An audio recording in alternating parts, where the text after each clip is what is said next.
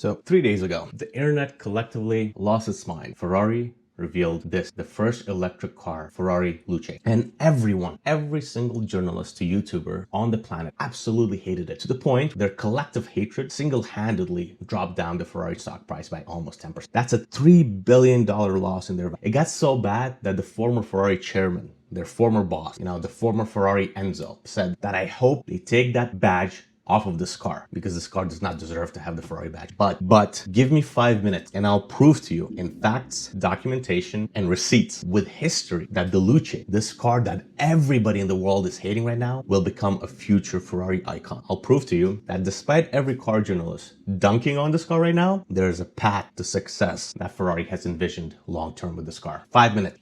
Let's get into it. Let's talk about the haters right now. Top Gear, one of my favorite publications, will become a future Ferrari icon. I'll prove to you that despite every car journalist dunking on this car right now, there is a path to success that Ferrari has envisioned long-term with this car. Let's start with the top haters. Top Gear, one of my favorite shows of all time, came out and in plain and simple English words said, Luce ranks amongst the ugliest Ferraris ever built. Chris Harris and Shmi, one of my favorite British YouTubers and cars, adamant about their dislike of this car and stated that the entire experience at the Ferrari reveal felt like going to an Epstein Island pool party. That's not what they said, that's me paraphrase. Matt Watson added to the hatred. Vicky Butler Henderson, one of the former presenters from Fifth Gear and one of my favorite girl YouTubers on cars, emphasized the dislike that this car is causing auto journalist world. Supercar Blondie joined the negative hype, said that the exterior is controversial at best, and every single car platform from your LA Times to absolutely hated this. So we've established the baseline. The car is not well received. It's hated from official publications to automotive journal. And let's discuss why they're all wrong.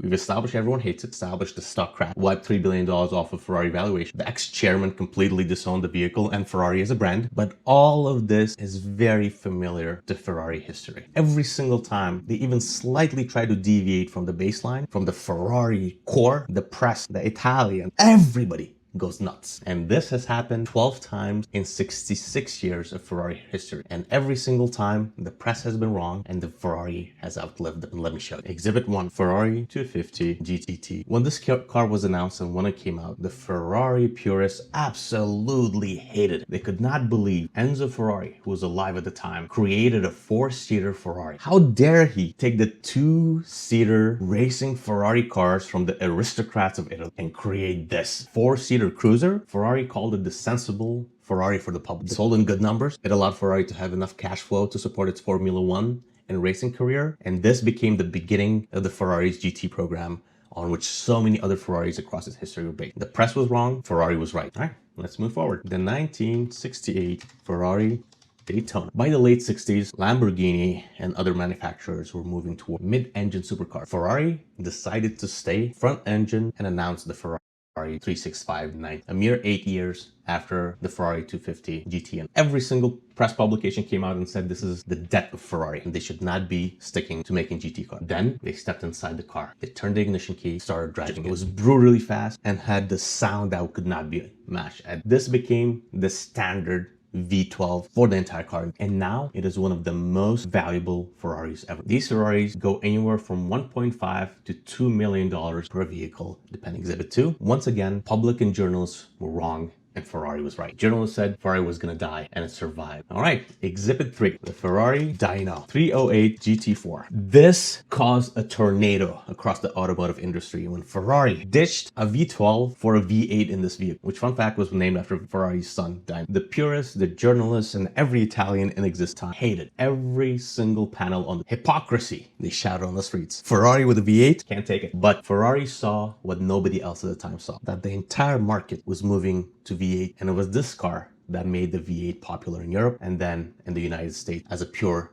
muscle engine. This compact V8 architecture dominated the Ferrari landscape for the next half a century. It was this 1973 Ferrari Dyno that, again, the public hated, that put the foundation for the Ferrari V8 leg. This became the entry-level Ferrari, which is the backbone of their financials. This was the car that established that backbone. Once again, public was wrong to hate this car and Ferrari was right to see the future. Exhibit 4, Ferrari Manidal 1980. The press, as a collective unit, labeled this car bad Ferrari. They said this was the worst Ferrari ever made. But again, it was this car that kept the Ferrari's bottom line secure. It sold in consistent numbers, it was for the public, and it provided enough cash flow for the Ferrari to keep their Formula One and racing legacy alive. The public was wrong, Ferrari was right. This bad car ensured Ferrari's financial stability for the future. Exhibit 5, the 1996 Ferrari Maranello. One of my truly favorite cars. The critics, auto journalists, and the financial modelers at the time said Ferrari was moving in the wrong direction by keeping the engine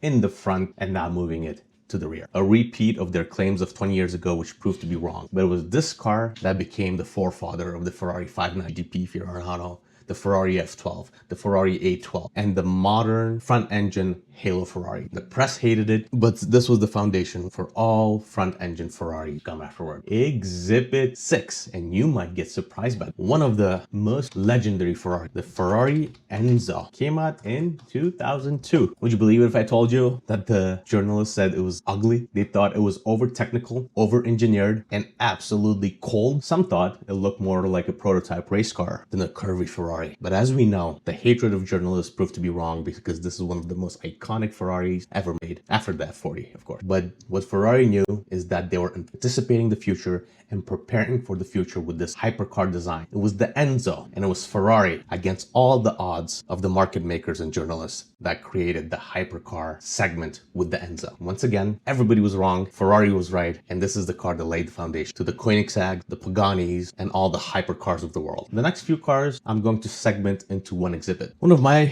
favorite and a Ferrari that I'm blessed to possess is the Ferrari FF. When this car came out, the press was adamant. A four-wheel drive Ferrari. Is Ferrari making 4x4s now? Are they gonna start making pickup truck? The market absolutely hated it. But this four-wheel drive Ferrari FF with the beautiful V12 in the front laid the foundation for the Ferrari GTC4 Luce and the Ferrari Purosangue, which became the highest grossing Ferraris ever. And now we're coming back to Ferrari Luce. We've proven that despite the market hatred of whatever new deviation Ferrari comes up with, Ferrari proves the market wrong. The backlash against the Ferrari Luce, following the same exact pattern Ferrari has experienced for decades. The internet reaction guaranteed was predicted by Ferrari. A Ferrari without a 12 is dead. An electric Ferrari, how could it be? A four-door EV will destroy the company. But history is going to prove us right once again, that the misunderstood Ferraris become the most iconic Ferraris. Ferrari has never truly sold cars. Enzo himself reluctantly sold his cars to public. They are in the business of selling a brand, an emotion, the theater of owning a Ferrari. And if that's what they're selling, this will give emotion. Maybe not to you and I, the true gearheads, but to the TikTok generation of the future, our kid, this is the future Ferrari that despite the hatred of the market will be loved by our children. The